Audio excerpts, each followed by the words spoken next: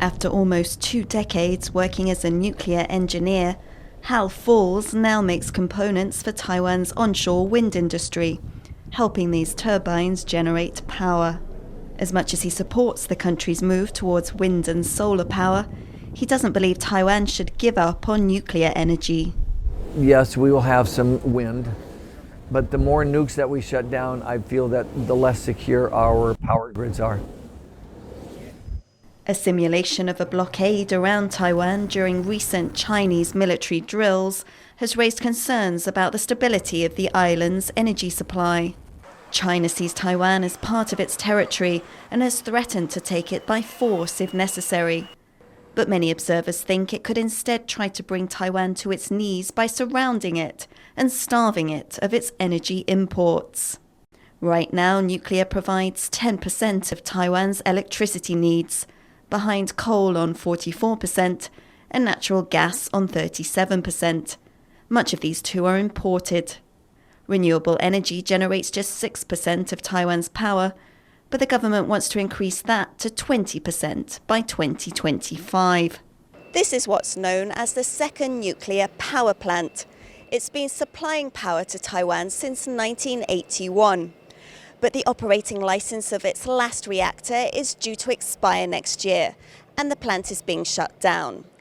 That means Taiwan will be left with just one nuclear plant in operation, and the government wants to shut that down in 2025. One of the biggest concerns about nuclear power is where you store the nuclear waste. 用过燃料是放射性最高的，我已经把它放在干式储存里面，放在旁边。好，那现在我们知道用过燃料是放在炉心嘛，因为没有地方可以去，干式储存没有办法用，所以它就现在放在炉心里面。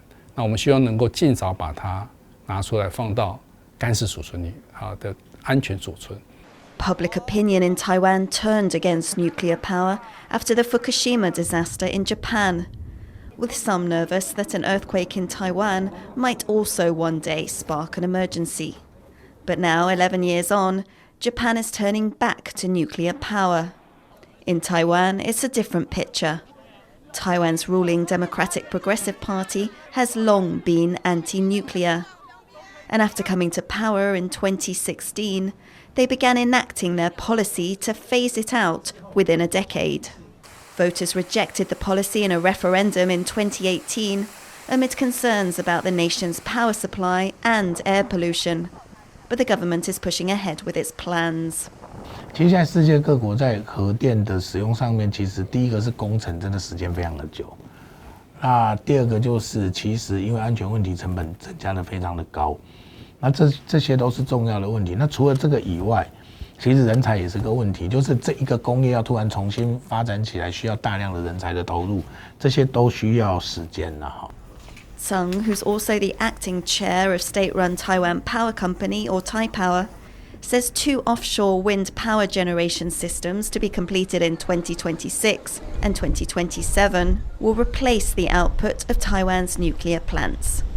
But after a series of power outages this year and last, businesses are skeptical. If you do the mathematics, you see, look at the numbers, we are very marginal on the electricity supply.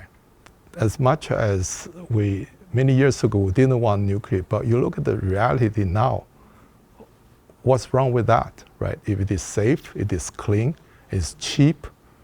Pro-nuclear advocates like Falls also point to its importance to Taiwan's national security. It's more stable than wind and solar, which are dependent on the elements.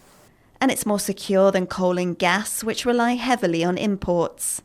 In the event of a blockade, Falls says, nuclear power would help keep Taiwan's lights on. Nuclear energy. You can store 5 years worth of energy in one swimming pool that's, smaller than this area that we're sitting in. That's 5 years. But Taiwan's more than 40-year nuclear power era is still, for now at least, drawing to an end. At a time when Taiwan's economy and energy needs keep on growing. However it does it, the country has to find a way to manage this transition, to make sure that its economy keeps turning. Klein, Wang, Peachy Zhuang and Louise Watt for TaiwanPlus.